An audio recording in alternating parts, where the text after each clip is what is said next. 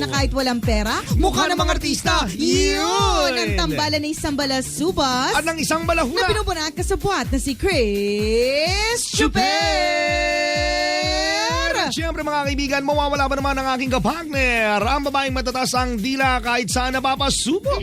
Mahilig sa lalaking maskulado, lalo na yung dako. Tama! Yan ang aking kapartner, si Nicole Liala. At siyempre pa ang paalala ng tambalang balasubas at ng balahura ngayong magang itatsuan na memories na nila. Sabay-sabay tayo mga kabisyo. Una, magdasal ka para mabuhay ka. Pangalawa, mag-toothbrush ka para mabuhay naman ang iba. Yun! Magandang umaga sa lahat ng mga kabisyo nating gumising na maganda. Ang mood. Yan. Good. Very maganda good. Naman kasi yung ginigising ka ng halik ng asawa. Hindi yung ginigising ka ng tadyak ng misis. Binuhusan ka ng mainit ng kape ng mister mo.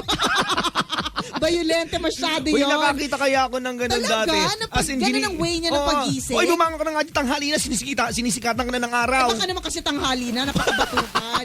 Kahit ako naman babatuhin ko ng hollow block. Hindi ka pagigising dyan. Nagpaulan ng Diyos ang pera kanina, hindi ka nakasalo. Alam mo, sobrang nagiging tampulan ng intriga sa buong barangay ninyo. Kapag kunyari, pagising ng umaga, nagbabatuhan ng appliances yung mag-asawa. Hindi na telenovela. Parang sabungan. Correct, hindi na telenovela sa TV ang inaabangan. Ang telenovela na ng inyong buhay ang inaabangan at inaantabayanan. Wag ganun, pero mas maganda kung maganda yung gising Yung gigising ka sa mabangong amoy ng mami. Yung paggising mo pa lang parang feeling mo gusto mo na agad kumain. Refresh ka na corrected by, di ba? Uy, maganda yung hindi pa gumigising ang asawa mo, nagpa-deliver ka na kagad sa Chowking. Surprise! Diba? 98888 ang kailangan mong tawagan. Meron chicken mami, wonton mami for only 49 pesos. Nandyan din ang siopaw at saka siomay na 29 pesos lang. Pork chow fan, 39 pesos lang. O, Isipin diba? mo. Kaya instead nagisingin mo naman ang asawa mo na binubunot mo ang mga pilikmata. Binubuhusan mo ng kape, tinatadyakan mo. Gisingin mo naman siya ng mabangong pagkain. Oo naman. Para maiba naman. Di ba, para malalo siyang ma-in love sa'yo. Tama. Di ba yung tipong pinaghahanda mo ng breakfast ang asawa mo? Correct. Tsaka mura lang, hindi kayo mag-worry kasi caring mo yan. Afford mo yan. True la, Jen. Pag nagbigay ka ng 50 pesos, for sure, merong change. Di ba? Lahat ng Value Kings, mga kaibigan, sa Chowking, all below 50 pesos. Corrected by. Magandang morning din po sa lahat ng mga kabisya natin na talagang inaantabayanan ng tambalan na sana hindi daw ako malate. Ang aga ko kaya. Oh, in fairness, 3:25 a.m. nandito na. Excited ako Sabi ko, bakit kaya nandito agad yung coach ni Nicole? Ay, Nakita ko natutulog po sa loob. Hindi na po ako naligo. Bawal po ako malate. Actually, nakapajama nga po siya ngayon O, hindi ako nakapajama ha. 90s po, see-through. Charot lang. Thank you sa mga nag-aabang po sa amin every morning. Maraming salamat. Ano po ba ang gagawin ko, Nicole and Chris, para magkaroon ng sex appeal? Love ko talaga ang tambalan. Thank you and more power. Hindi naman yata na pag-aaralan yon, di ba? It just comes out naturally. Correct. Di ba? Meron kang mga tao makikita na hindi mo maintindihan, hindi naman maganda o hindi hindi naman rin pogi. guwapo. Pero ang lakas-lakas ng dating. Sa lahat ng mga magbabarkada, siya yung hindi kagwapuhan, pero siya yung lagi maraming girlfriend. Totoo yan. Yung babae, siya yung lagi maraming jowa. May mga ganong klase mga appeal na tinatawag. Yung tinatawag din natin na X-Factor. Minsan hindi mo maipapaliwanag yan Hindi talaga Minsan kung paano magsalita ang tao, nagkakaroon ng appeal. Minsan sa paglalakad niya lang, Correct, sa pagdadala niya na ng sarili, di ba? So ganun, hindi yata siya, I don't think pinag-aaralan siya. Hindi ko sure. Baka pinag-aaralan siya. Meron namang mga eksperto sa mga correct. ganyang klaseng eksena, boom boom. Pero hindi namin alam kasi yung sa amin ni Chris, natural. Inborn. Tama. Pinanganak pa lang, punong-puno na ng appeal. Corrected by animalistic appeal. Pang hayop.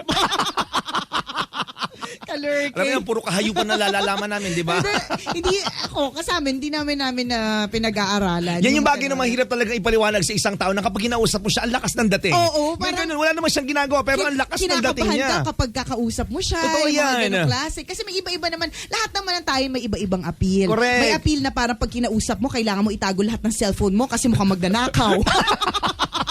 merong ang appeal talagang kailangan mo igalang kasi kagalang-galang. Meron namang appeal na bastusin talaga, Correct. 'di ba? Mga ganung klase, iba-iba 'yan. And I don't know kung napag-aaralan, pero depende kasi sa aura mo 'yan eh. Depende kung paano mo ipo-project ang iyong sarili. Dadali ng iyong life. Ang gusto niya, magkaroon daw siya ng sex appeal. Correct. Alam mo, kamanyakan kasi nasa utak mo, kaya Tama. ganyan ang gusto mong appeal eh. Pwede namang ibang klaseng appeal eh. Alam mo, ang sex appeal, it just comes out na hindi mo naman kailangang pag-aralan. Ewan ko ha, pero mali mo may mga eksperto tungkol dyan, dun ka magtanong. O yung siguro sa personality development. Yan, yung mga Pwede ganon. rin. Sila yung mga expert tungkol dyan, sila yung mga tanungin mo. Pag nakakita ka ba halimbawa ng isang lalaki na malakas ang sex appeal, ano ang nararamdaman mo pagka ganon? Wala. As in, wala lang. Ano to, tumbling? Ang lakas sa sex appeal niya, tumbling. Wala, hindi sasabihin ko lang, nung dalaga pa ako, Oo. lakas ng dating niya, no? Ganun May lang. ganun eh, kasi pero ano, lalapitan ko? Papapicture? Yayayain mo? Shush, may picture tayo. Pangit, Lakas kasi ng sex appeal mo eh. Pangit. What's your Facebook? Pero may mga babae kapag nakita nilang yung lalaki is malakas ang sex appeal. Ewan ko lang kung talagang panahon na ngayon. Madaming ano tawag doon, kinakalabit. At lumalapit. Lumalapit, kinakalabit, and alam mo na, yung tipong gusto talagang makilala ng Well, kanya-kanya naman yan. May mga iba talaga sadyang malandi. So, Yun. yun yung gagawin nila. Pero may mga iba na hanggang tingin-tingin lang. na-appreciate lang yung appeal Na-appreciate niya. lang, correct. Sana hanggang doon lang din. Kung may jowa, Tama ng appreciation. Kung wala ka naman jowa, okay lang naman na lumapit ka. Pantay na ang mundo ngayon, Chris. Correct. Babae at lalaki, okay lang yun. Wala namang masama. Wala nang hiya-hiya. Basta wag lang masyadong OA na mukha ka ng pokpok, diba? Yung dating mo naman. Mukha ka ng kalad ka rin eh. No? Bayaring babae, hindi ganon. May mga approach sa lalaki na hindi naman kailangan, hindi naman mukhang cheap at hindi naman mukhang bastusin. Maswerte yung mga taong malalakas ang appeal. Tama. Sige, namnamin nyo yung moment na yan. Correct. Samantalayin nyo kasi may appeal kayo. True, legit. Pero kung naniniwala akong appeal, nawawala din eh. Oo naman. Diba? Lumilipas din niya. Parang ano yan, panapanahon lang Lahat din yan naman eh. tingnan ninyo, nung nag-reunion kayo ng mga kaklase, yung dati mong kaklase na sobrang ganda, nasa Diba? na ang appeal ngayon? Wala na. Mukha ng monay. Diba? Wala ng shape. Ensaymada. Oo, ensaymada. Hindi mo maintindihan kung saan ng curls ng katawan, di ba?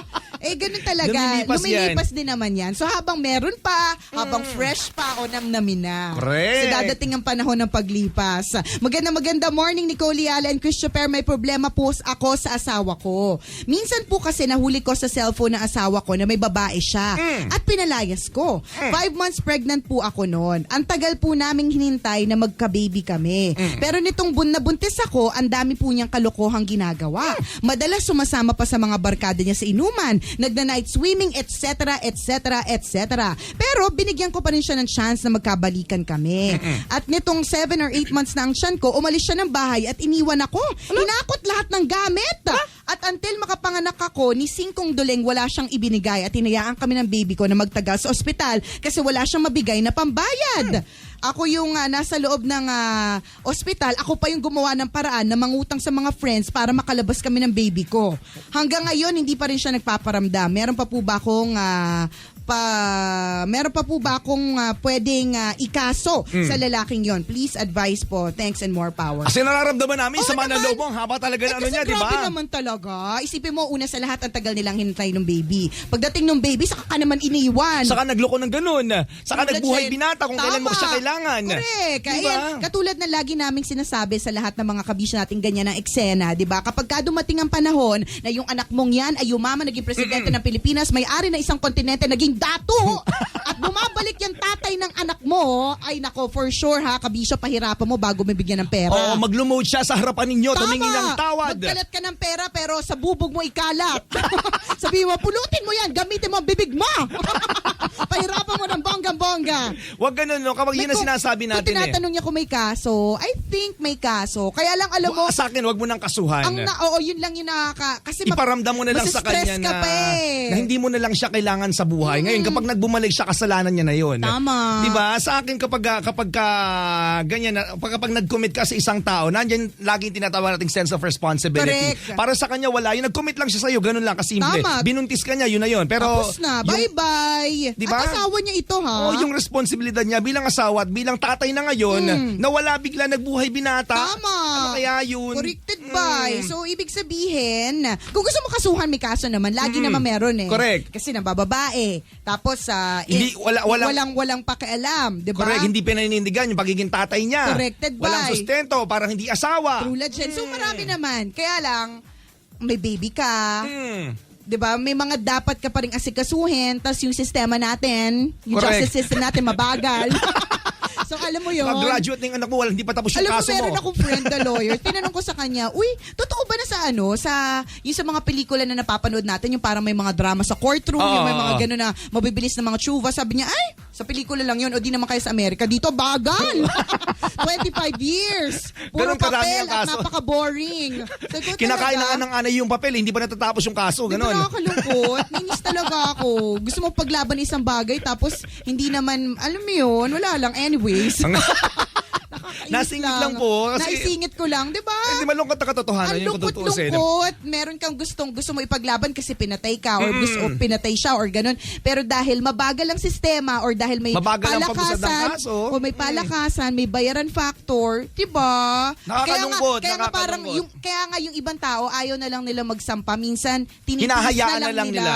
Totoo yan. Kasi nga wala ngang sistema. Anyways, hindi po kami AM.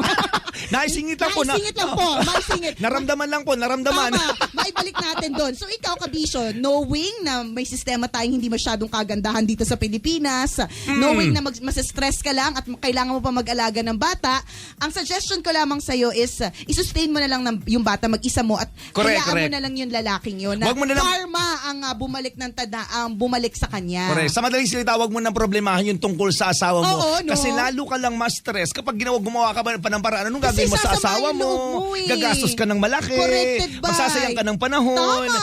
Diba, sa halip na ibuhos mo lahat ng oras mo at attention mo sa anak Doon na lang mo. sa anak mo at siguraduhin mo na ipamper mo yung anak mo. Correct. Betterer pa yun. Betterer. At iparamdam mo sa anak mo na pwede ka maging nanay and tatay at the same time. Ngayon, kung bumalik siya, humihingi ng tawad. Bigyan mo muna ng leksyon. Huwag mong patawarin bigla-bigla. Siguro dapat matutunan niya muna yung lesson. Binigyan mo Ganon. na nga ng second chance dati, di ba? Oo, tapos ano? Pinagpatuloy niya pa Tsaka rin. yung the fact, Chris, na nasa ospital ka. Di ba? Hindi mo malaman kung paano ka lalabas. Umiirik ka nga eh. Wala siya dun sa tabi mo Tama, eh. Di ba? Diba? Hindi. Tsaka yun yung fact na nakapanganak ka na, gusto mo nang umalis. 1-year-old na yung anak mo, hindi ka pa makapasa sa ospital. Lumaki na sa ospital.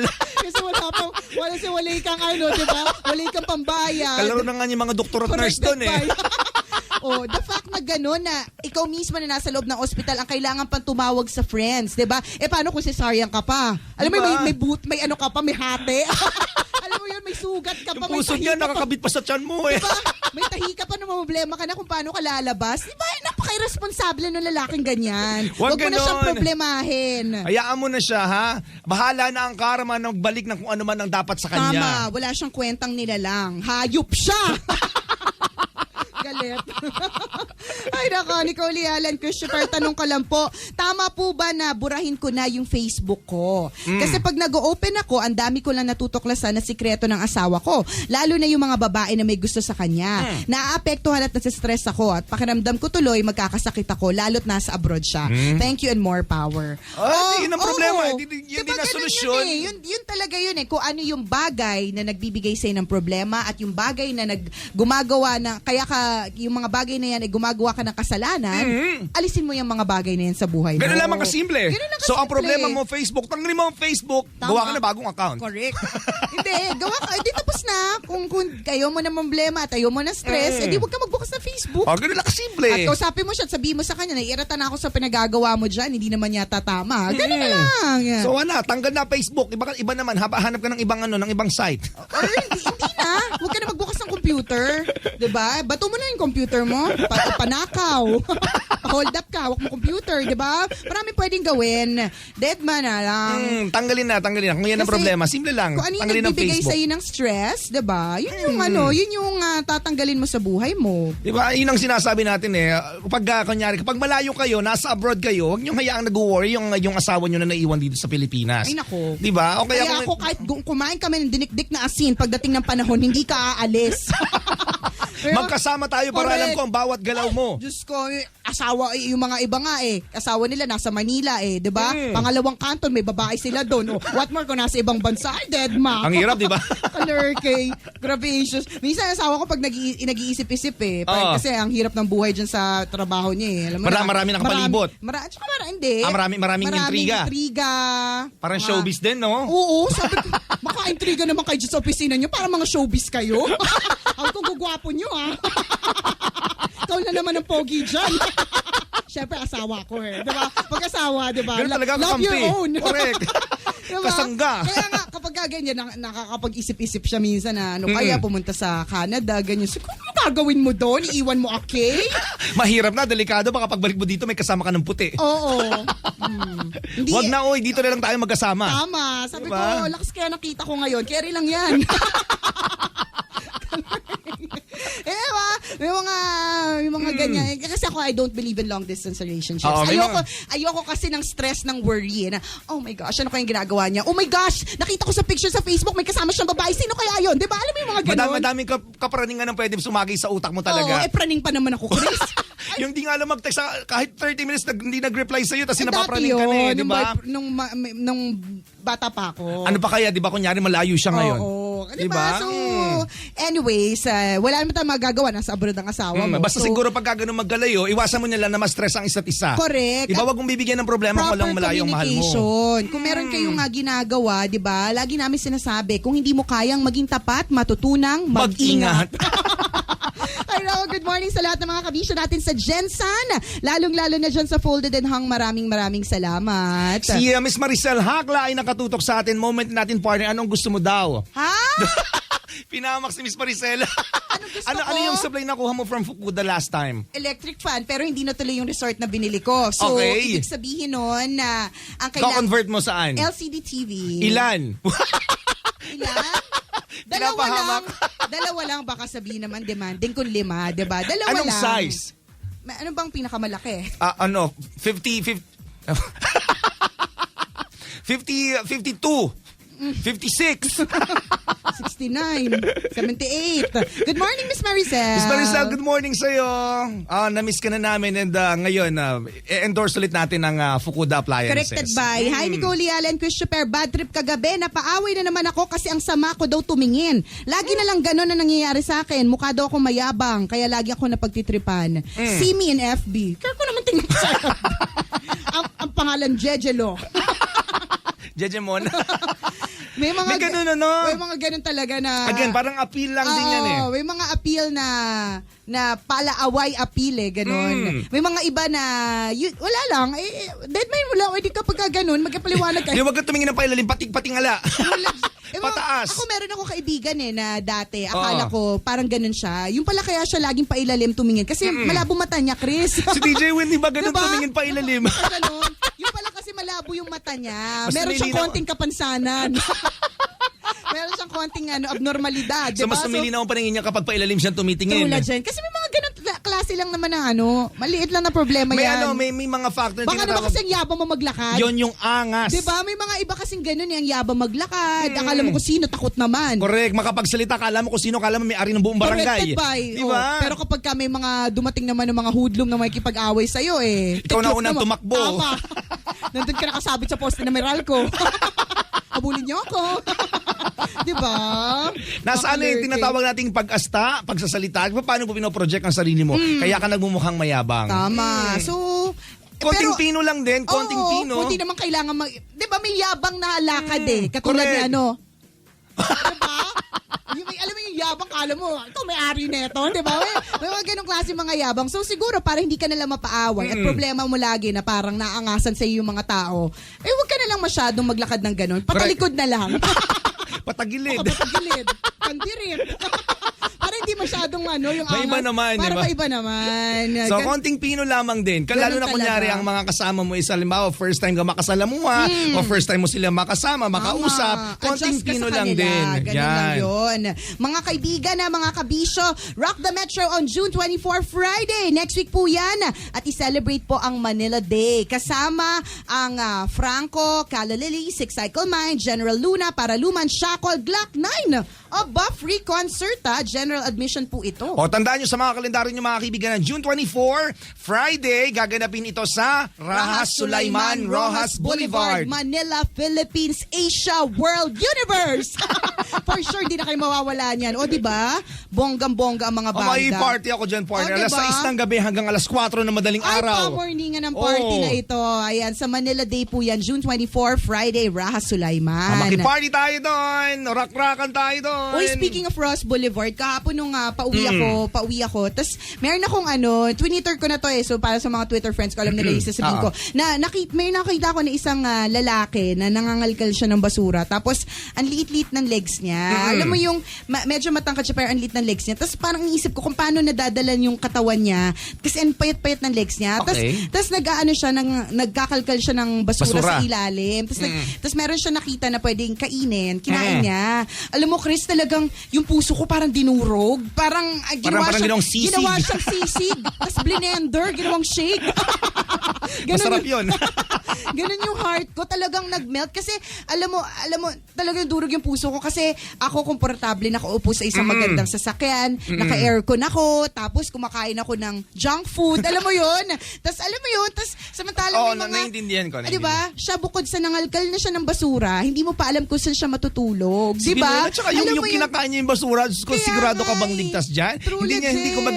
Hindi niya naisip na bukas makalawa baka ikamatay niya yung pagkain yun. Bukod pa doon sa ganyan na nangangalkal ng basura, wala matutulugan. Diba may sakit pa? Correct. Diba? Tas wala pang pamilya. So alam mo yung parang napaka sakit-sakit. Sobrang, alam mo yun, talagang sobrang nakakadesperado. Sobra. At sabi ko talaga sa sarili ko, kasi talagang naapektuhan talaga ako. Sabi ko talaga sa sarili ko, maghahanap talaga ako ng way para tumulong in my own little way. Kasi hindi naman ako super milyonaryo para, 'di ba, kupkupin sila para lahat. gumawa ng isang foundation. Diba? Pero maghahanap ako ng aalagaan or maghahanap ako ng, kung meron po kayong alam na at gusto niyo i-share sa akin na foundation 'yan o kaya group na pwede kong tulungan or pwede akong mag-assist, pwede akong mag-host ng mga events. Racket pala. Charot. Seryoso naman ako. Racket pala ito. Lalagyan ko na sana ng background music eh. Hindi, seriously. Gusto ko po talagang I want to help. Mag-sponsor ka. Sayang naman kabisyo na hindi naman enough na naawa ako lagi. Correct, hindi naman correct. enough na lagi ako naiiyak at lagi ako naawa sa kanila. Tama yun, kailangan partner. I really need to do something. Kailangan ko na talagang gumawa ng paraan. Kasi lagi na silang nagpaparamdam sa akin eh. Senyales yun. Di ba napakagandang realization nun sa'yo. Talaga ako kahapon. Alam mo, sabi ko, may background Nagmo-moment. music. So alam mo nga yung CD ngayon. Magmo-moment lang kasi nakita ko yung nakakaawa nagkakalkal ng basura. Nakakaawa talaga.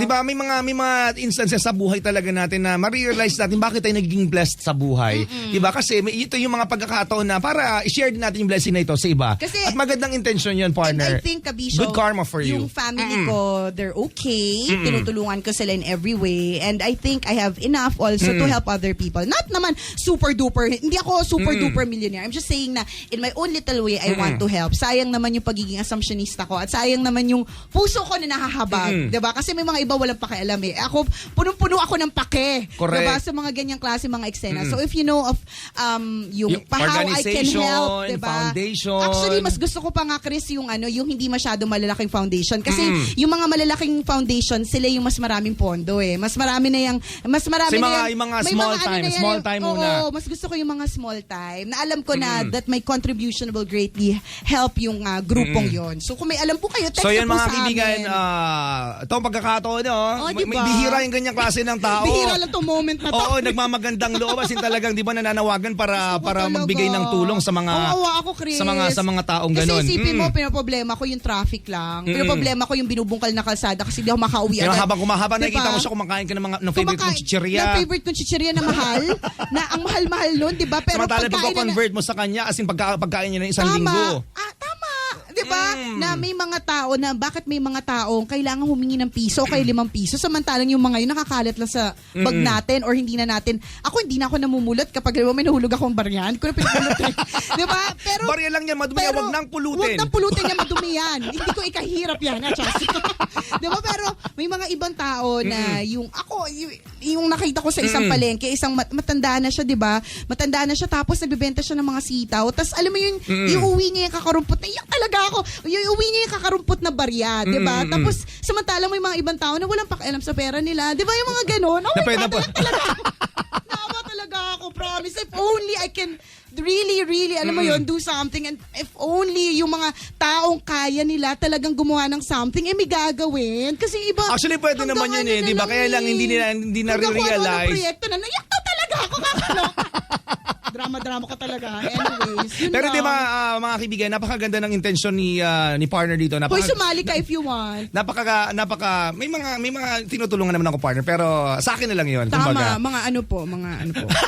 Call boy po, pinaparo niya. Para magkaroon po sila ng magandang buhay. Ay, syempre, di ba? Sayang naman ang kinabukasan ng mga kabataan. Or di naman kaya yung mga iba, if kaya ninyo magpaaral ng mga ibang tao, gawin ninyo kasi talagang correct. ano yun eh, talagang... Ito partner, napakaganda ng intention mo. As in, totoo yun, no? Kasi yung mga ganyang bagay, talagang tagtadhana yung magbabalik sa iyo eh.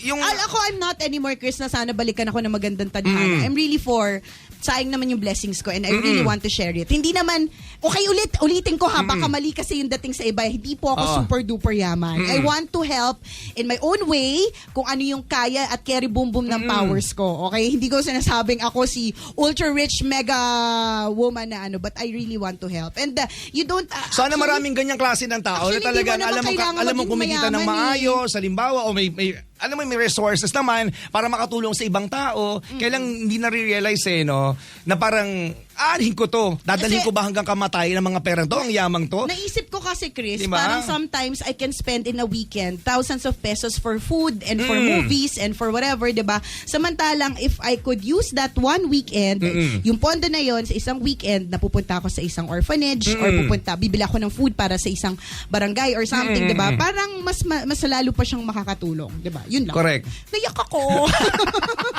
Nakakalurky. Dala-dala ko to hanggang kaninang umaga. Sinishare ko lang talaga. Alam mo naman sa tambalan ako nag-vent out ng aking nararamdaman. Tama. Talaga, apektado ako kagabi. Super duper talaga. Kasi ang payat-payat niya. Tapos nangangalkal siya ng basura. Diba? So yun. Samantalang tayo, yung pagkain natin, hindi natin inuubos. Or nag-order tayo ng extra na hindi naman sobrang natin kailangan. mahal kung tutusin. Diba? Hindi mo naman nauubos. Naiwalang natatapon sa basurahan. Pero ibang tao, kinakalkal yun para maging pagkain din nila. Diba? Wala lang, nakakaiyak. And sana if really, kung meron namang means and kung meron namang way, diba? Tulong po kayo kasi madami talagang kawawang tao dito sa Pilipinas. Yun sobra. lang eh, simple lang yan. Kung marami ka talagang pera, ani mo naman yan, hindi mo madadala pagkamatay mo yan. Di ba? So itulong mo na lang sa iba. Di ba? At saka iba yung feeling na alam mong nakatulong ka. Ay diba? nako, promise talaga. Yung nagbibigay ka ng tulong without reason or without any expectation, ang sarap ng feeling kapag gano'n. Tsaka, diba? Isipin nyo na lang mga kabisyo, ang problema nyo lang kung anong kulay ng sapatos ninyo. Yung iba, ang problema nila, wala silang sapatos. Wala silang paa. Diba? Wala silang paa. Gustuhin man nila magkaroon ng sapatos, wala silang pagsusuotan, lagi nila sa kamay. Correct. Diba? Yun lang. Yun lang po, mga kabisyo sharing. Napakaganda ng puso mo, partner. Napakabusilak niyan. Oh my gosh. Kaya alam mo, so malaki talaga ang puso ko. Tingnan mo, ang daming lalaking minahal. Charot lang ako siya na. Tama na drama-drama dito sa tambalan. Sa lahat ng mga kabisyo natin gustong mag-text sa atin, sumangguni sa ating mga kautakang walang bahid. Kamanyakan. Pwede po. Love Radio Space Your Message. Send mo lang yan sa 2600. Muli po mga kaibigan, eto ang tambalan ng isang balasubas. At ng isang balahura, ako po si Nicole Yala. At ako naman si Cambio Ken Chris Chuper. At ang aming tanging paalala na dapat ay memorize nyo na. Kung lunod ka na sa problema, daanin mo lang sa tawa. Pero kung baon ka na sa utang, bayaran mo na. Kung ayaw mo tamalan, hindi karma. You!